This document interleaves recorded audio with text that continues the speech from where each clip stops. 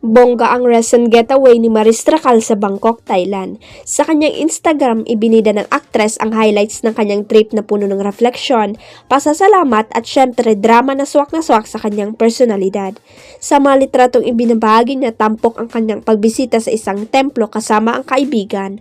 Suot ang isang sampling OOTD, makikita si Maris na enjoy habang nililibot ang magagandang templo sa Bangkok.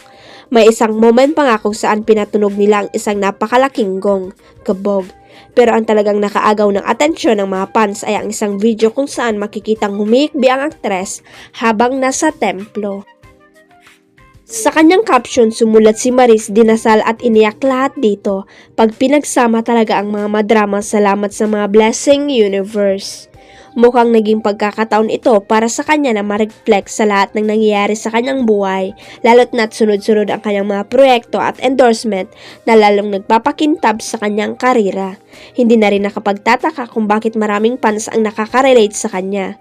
Bukod sa pagiging isang talented actress-singer, si Maris ay kilala rin sa pagiging totoo at transparent sa kanyang emosyon, dahilan kung bakit patuloy siyang minamahal ng kanyang audience. Ang ganitong trip na halo ang saya at drama ay nagpapakita kung gaano siya ka-grounded kahit sa gitna ng kanyang tagumpay.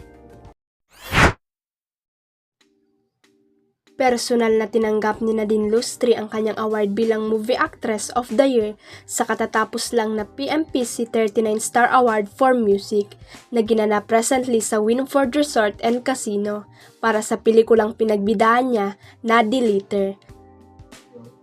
Nagpasalamat ang aktres sa mga nakasama niya sa pelikula, pero special mention niya ang Filipino-French boyfriend na si Christophe Barrio na kasama niyang dumating sa awards night. Matatandaan nakakaharap lamang din ni Nadine sa press people para sa presko ng pelikulang Uninvited kung saan isa siya sa mga bida kasama ang mga bigating artista na sina Vilma Santos at Aga Molak. Entre ito ng Mertoque Production sa Metro Manila Film Festival na magsisimula ngayong Kapaskuhan. Kaya naman masaya ang mga fans ni Nadine dahil visible ang kanilang idol sa pelikula. Pero ang ibang mga fan ay namimiss na raw na mapanood siya sa teleserye. Pero ang sad news ay wala pa rin balak magbalik sa teleserye si Nadine.